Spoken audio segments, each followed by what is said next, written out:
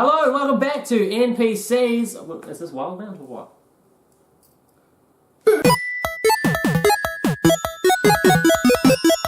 So, this is our kind of prediction, speculation. We've got some stuff that we know is confirmed and some stuff that we're kind of guessing at based on Reddit threads and all that kind of stuff of the new campaign starting January 11th or January 12th for us. Yeah. So this is our last video before the campaign. You'll see this a week before they actually officially start. So this is our kind of final guesses with all the information that we have right now. I mean, obviously if we're a week out, maybe more information will come out, but we want to keep it as neutral as possible. So we're going to be talking about the silhouette image, which is the most official thing that we've seen. Yep. Obviously we got a few rumors and mentions, things that I've said, and we'll go through the theories and stuff we found on Reddit and throughout the interwebs. Yep, we've been pretty much travelling the cybersphere looking for all bits of information. There's stuff like Talks Machina, and the great thing about the critic community is these people are kind of putting together throwaway comments. Theories. Very wild theories. So it's going to be fun. It's going to be fun. But we'll start with the silhouette. Yeah. So the silhouette is a good basis to start with, mainly because it eliminates a lot of possibilities,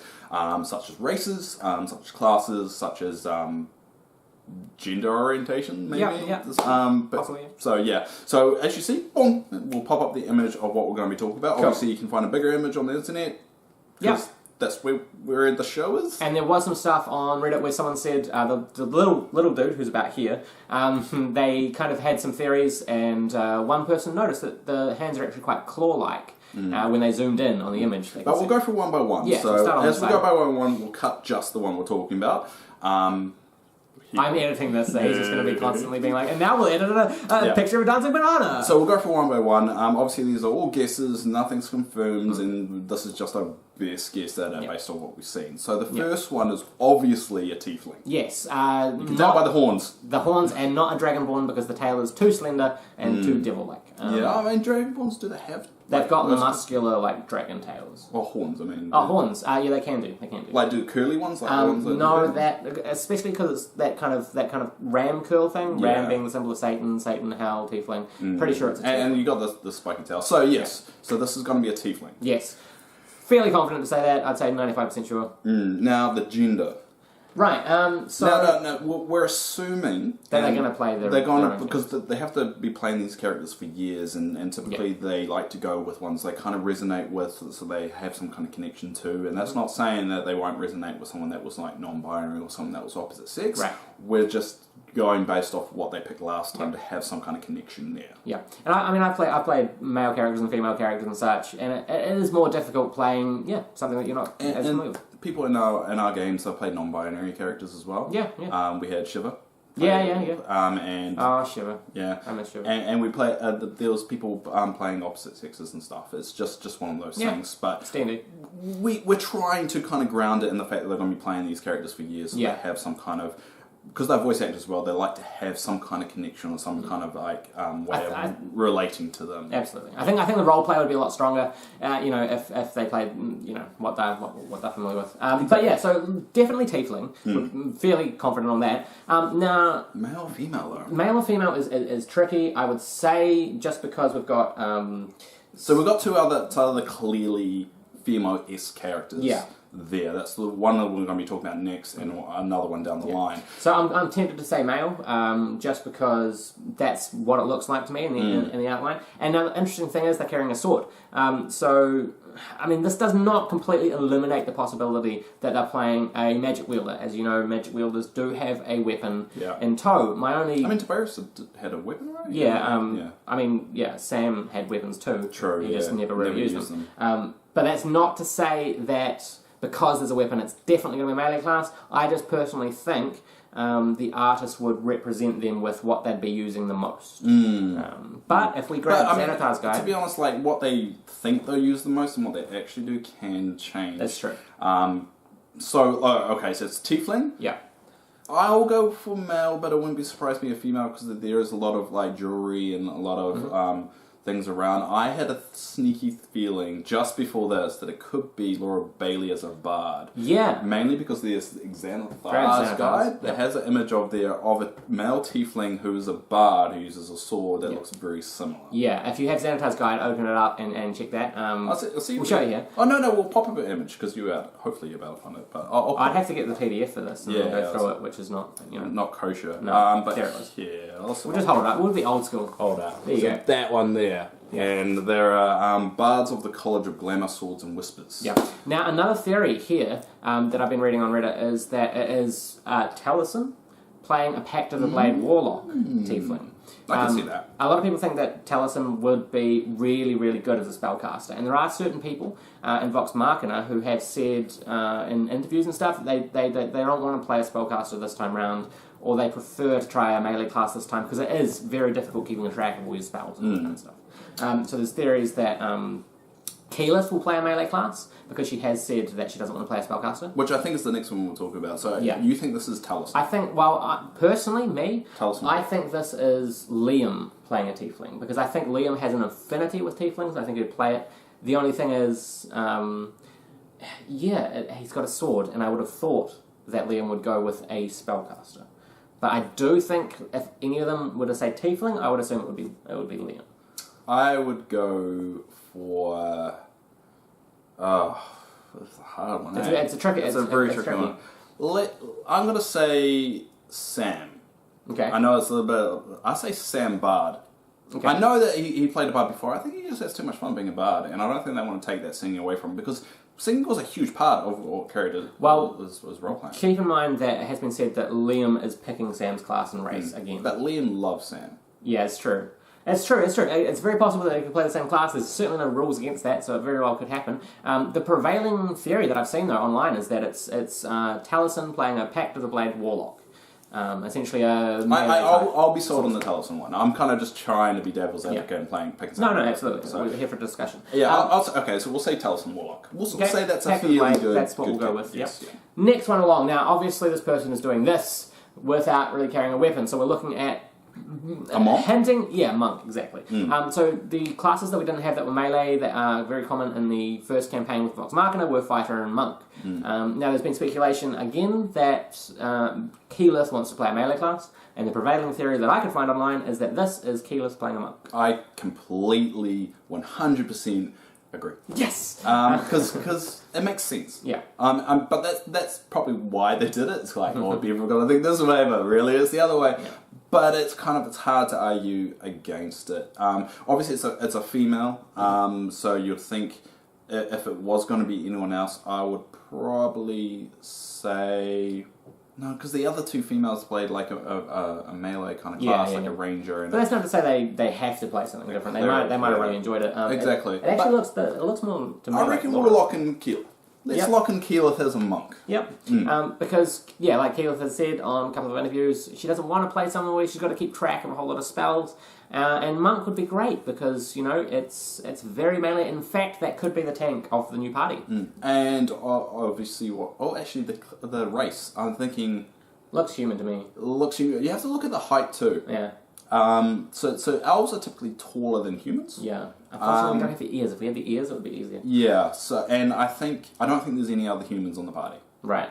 Actually, I thought that the third one along would be a human, and possibly the fourth. No, I think the third one along is an elf. I can say that. I can say that. But let's lock in this one. Keyleth monk. Human. Human, yeah. We'll say human. I'll say human. Alright, cool. Next one along. Not tall enough to be a barbarian. Not tall enough to be a Goliath. Looks like a melee fighter. Looks very Traversy. Yeah. You have to just look at the silhouette itself. Yeah. Looks very Traversy, which I don't think is actually Travis. Right. Because that would be way too obvious. Yeah. And there would be no point to put in a silhouette if it was just a... Yeah. So I honestly do think, and people online agree, that Grog will be playing a spellcaster. Just because 3-4 years, And he's been playing like 3-4 years as an unintelligent character, and you can see him wanting to kind of try being smart. Because you see him when he does his one-shots that he likes. He wants to stretch those muscles. So I think it's going there. So I don't think this is Travis. Okay. But I do think it's a fighter of some sort, because there's a two-handed sword there. Yeah. I don't think it's a barbarian. He doesn't look very barbarian-ish with his armor. I think he's more of a fighter. Yeah, I would say fighter as well, and I'd go with you on half elf. Probably not elven. Thing is, I mean, there could be celestial, one of those like weird other ones that aren't that common. There has also been a bit of speculation, and I want to know what you think about if you look on his left hand, what look like claws. If you can see, a small detail. I think it's just that. I think it's just a couple like that. It could like right here. I mean, that could be a fingernail. Well, what's his claws then? And that kind of here. Well, see, I was thinking it could possibly be tabaxi, but then... Ooh. Oh, no tail. Well, you can't really see a visible tail. Yeah, but then I actually thought the fifth one along... we'll get to that in a sec, but yeah, there has been some speculation that the end of those hands are claws, and you can I honestly think they're just silhouetted like that. Or you can see that he's got like spikes here. It could just be the gloves that he's wearing. Yeah, I think this is just like gauntlets. Yeah, so it could be someone that's playing like a fighter / monk, in terms of like hand to hand and with weapon. So who would it be? I think. Who? If my guess is correct, and the first one is Liam. Let's go for the cut. We'll eliminate Liam because Liam was a rogue, and I don't think he would go for another fighter. He wants to jazz it up. Yeah. I don't think it would be Travis. Yeah. No. Because Travis wanted to be a spellcaster, so we're down to Sam, and it's not Talus. Oh, we've already guessed Talus. Well, see, my guess for the first tiefling was Liam, and I'd say if I'm correct and Taliesin is not the tiefling, I would say Taliesin would be the third one, the fighter. Because he was arranged. Okay, we'll say the first one was Liam. Mm-hmm. Second one was Laura, and third one Keelan. Oh, sorry, Keelan. Yeah. Sorry, Marisha. Yeah, Marisha. Yep. And the third one was Taliesin. Yeah. Cool. Yeah. Because we don't want to repeat this. But I honestly think there will be some multi-classing in this new campaign. Probably early on. So I'm thinking the fighter might also multi-class. Paladin actually is another one that people have been predicting because there was not too much Paladin stuff going on in Wildemount. So it could be straight out Paladin. I reckon it could be straight out Paladin. Yep. So we'll say Paladin / fighter. As Taliesin. As Taliesin. Next one along. Now, to me, the cloak itself, it's ripped at the bottom, right? But the make of it itself looks quite nice. So what I'm thinking... Travis. It's got to be Travis. What I'm thinking is a noble, rogue, however, that's betrayed his noble heritage and is going along the life of crime. I think he's a mage user because he's got no weapons. Okay, yeah, I can see that. I think he's a magic user. We haven't had a lot of magic users so far in our guesses, so you're very right. I think it's Travis being a magic user. Okay. It feels more in that direction. And looking at the ears, they look very human. Mm-hmm. Yeah. So I think it's a human mage user who's Travis. Okay. Alright, I'll go Could be wizard. I'd say wizard sorcerer. I wouldn't say warlock. I wouldn't say warlock. No, I think because we've already got a warlock. Yeah. I think a wizard warlock kind of in the same party would make a nice little dynamic showing the differences there. Yeah, okay. Cool, so we'll go with that. Now this is the interesting one. Sam. This is clearly Sam. Yeah. Now, okay, prevailing theory is that it is a kobold because of the 3 digits and the claws. However, my counter theory is that... It's got a tail as well. Is that the cloak or the tail? That's exactly what the speculation's been. We don't know. I think it's a tail. It just looks too kind of... It looks like an older kobold that's been for a bit, so his tail's a little bit... But my actual theory is that it's a child tabaxi. However, there's more evidence for it being a kobold. I just really want to see a child tabaxi. I think the mature themes of Critical Role, I think having a child there would maybe a bit kind of... I just thought it would be a really interesting dynamic to have one of the players that's only like 7-10 years old. So it won't be a gnome because of the hands. So the hands are clearly some kind of indicator there. The other thing that people noticed is the fact that the outline around the head is very, very smooth, indicating a hood. And yeah, I think that's hood. Kobolds are sensitive to sunlight. True. So that I think tabaxi, it wouldn't be a tabaxi mainly because of that tail. If that is a tail, tabaxis have more cat-like tails, and that's more kind of a pointy one, like a rat or a kobold. Yeah. Basically, I'm pretty sure it is a kobold. I just really wished it was a child tabaxi. And look at the feet too. Yeah, exactly. Yeah. So okay, now this. So we're sold on a kobold. Yeah. I'm not 100% sold on it, but I don't really have any other one to go on unless it's like a gnome mixed with a dragonborn. Actually, it could be a lycanthrope gnome who has like a gnomish werewolf form as well. It could be. Yeah. It could be. Actually, one thing, blood hunter. Why didn't the half elf be a blood hunter? Yeah, actually, But I thought that, I mean, most people think that Travis wants to play the Blood Hunter. So maybe the middle one could be... Okay, we're going back in time. Yeah. Sorry, that just clicked in my Cobalt. head. I completely forgot about that class. That definitely one of them will be, but Yeah. So basically, we both, I think, agree that the smallest creature would be Sam. Yeah. And it would be hilarious. And if it is a Cobalt, which evidence suggests it is, that sounds exactly what I think he's a rogue as well. Yeah, I think he's more stealthy. He's gonna fit the stereotype. You can see the little points on the shoulders. And if Liam chose this one, I think Liam would say, "Hey, I played a rogue for so long. It's time for you to go dagger, and everything." Stands totally to reason. So I'll go with you on that. Let's say Sam, Cobalt, Rogue. Yeah.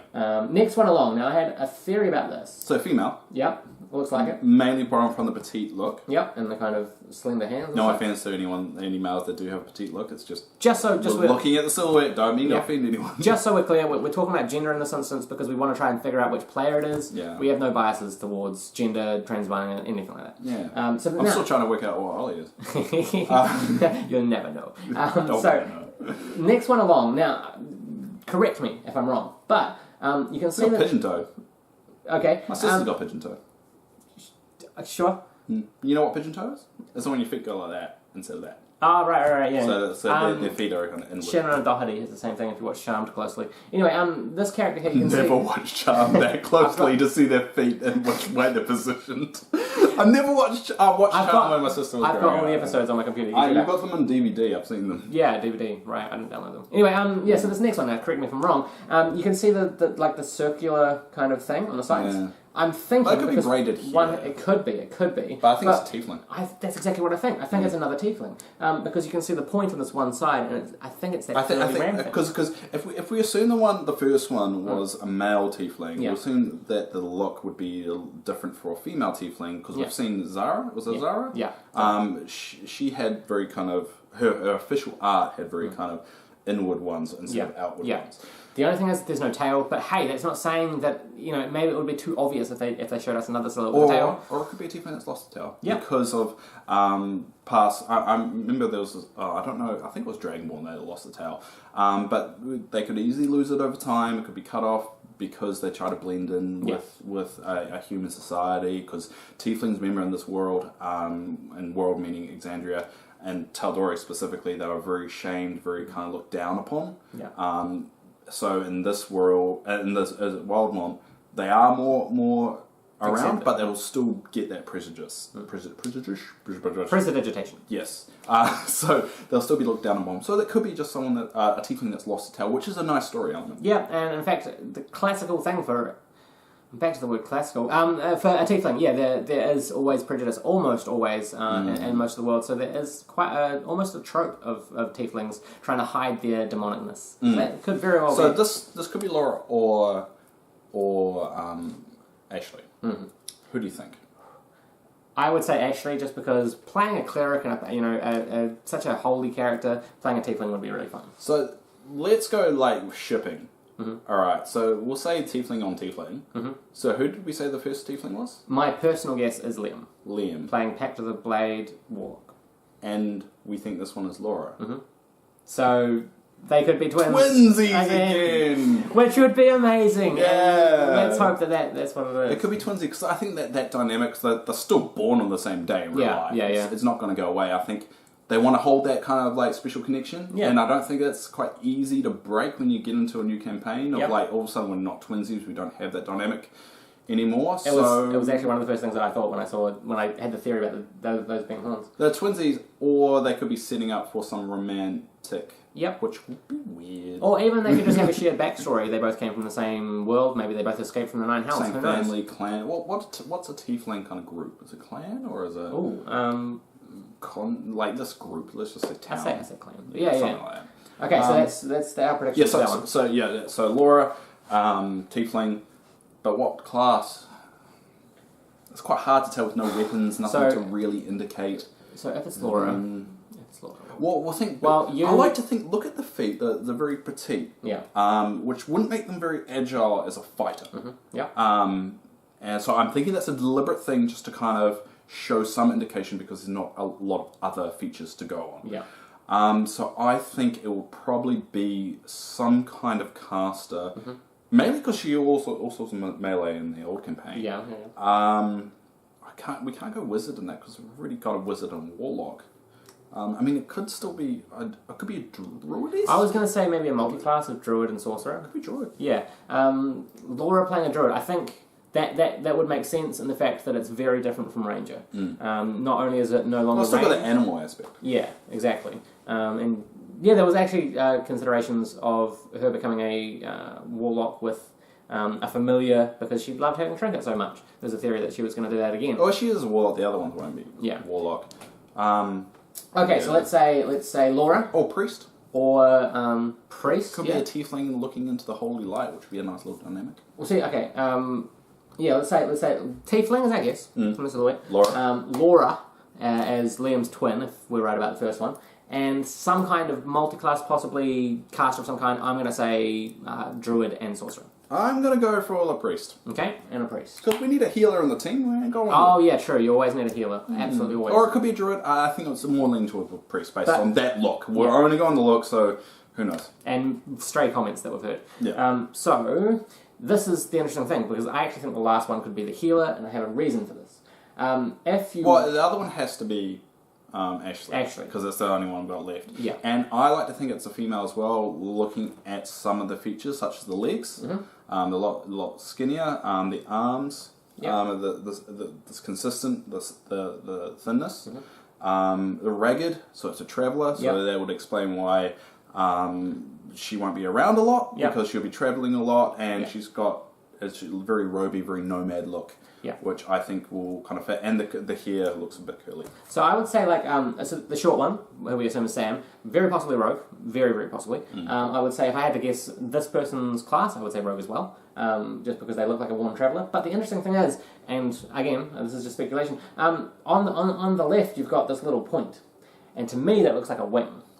And I was trying to think. I think it's a robe. I think it's part of their clothing. It's very, very possibly is. I just had a theory that maybe it was an Aasimar, but not just an Aasimar that had turned. No longer a holy warrior of a deity, but one of the dark and evil Aasimar, which are essentially... That actually works considering it's a complete polar opposite of Pike. Yeah, that's what I was thinking. Because Pike is a very it'll always stay holy, always stay wholesome, and this one has fallen. Yeah, so that's what that was my theory. So explain what an Aasimar is for those that are uninitiated with it. So Aasimar is essentially a warrior of a chosen deity, and they're essentially maybe a demi-angel that has spells and forms that allow them to use wings, and essentially it's kind of like a cleric. In a way, but a dark Aasimar is one that has turned their back on their divine heritage and their deity. They still have power and such, but they kind of morph and go a bit dark. Their souls kind of get corrupted a bit. So I thought that would actually work really well for Ashley. I think that would work. I think that would work for Ashley, and also kind of explains why she can't be there all the time. Because I think they're going to build these characters to looking ahead in the future. And one thing when they started with Critical Role is they never expected it to be on camera and playing every week, so they didn't need to explain why characters went there all the time, because they could free ball it and make sense, and also they would meet up so irregularly that you didn't need to make up excuses for it. So I think they're setting this one up to kind of be that and have that explanation, which helps the story. Now the other thing to note is Matt has said officially that the new story will be unique. Different part of the world, but Vox Machina's choices will have affected the world. So me personally will be doing a bit of guessing when we introduce a new campaign of, is that temple set up because of this, or is that bad guy part of them? But he has stated that for a good chunk of the first story it's going to be individual and independent. It's not going to be like a Marvel show that's set in the DCU that you just drop in the name once in a while. Like, oh, look, Iron Man just flew by. Or Thor exists in this world or something like that. It's going to be like very subtle, very kind of, you're going to have to go, kind of thing, but it's not going to affect the story entirely. So, Critical Role Conspiracists, get your pen and paper out for the new campaign starting on January 11th, 2018, or January 12th for us living in the future in New Zealand. That's us. And when we do the first episode, we will be actually saying, we'll bring up Silhouette again and saying, this is that person, how close we were, and also talking about the first episode, which will be a very interesting dynamic of seeing them all and be introduced to this. We haven't actually seen an introduction like this before, of the party meeting for the first time. We're assuming they're meeting for the first time, that they're not already going to be bound together. And introducing their quirks and seeing the characters as well. It's going to be quite interesting. And the new voices, the new way they play and everything like that. Just so I have this out there for anyone in my life, I will not be working, I will not be visiting or having coffee with anyone on January 11th or January 12th for us, because I am watching this live stream, hell or high water. Well, yeah. You weren't really going to do that anyway. Okay, sorry, I had fine. to. That's a good point. That's a good point. I resisted. You see that little kind of like, I resisted, saw it, yeah. And I was just like, go for it. That's what we do. Sorry, I actually had too many burns in my head to pick one, but that is us for NPCs of Wildemount. We cannot wait for the new campaign to start. I'm right on the edge of my seat for that.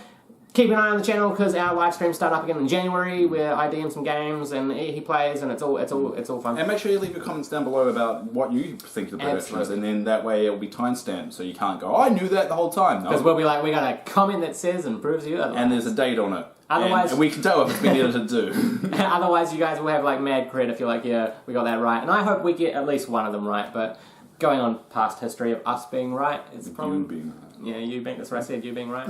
Yep. You bastard. Anyway, that's us. Go and enjoy. And if you like us, subscribe because we're about to hit. Yeah. And welcome to Wildemount.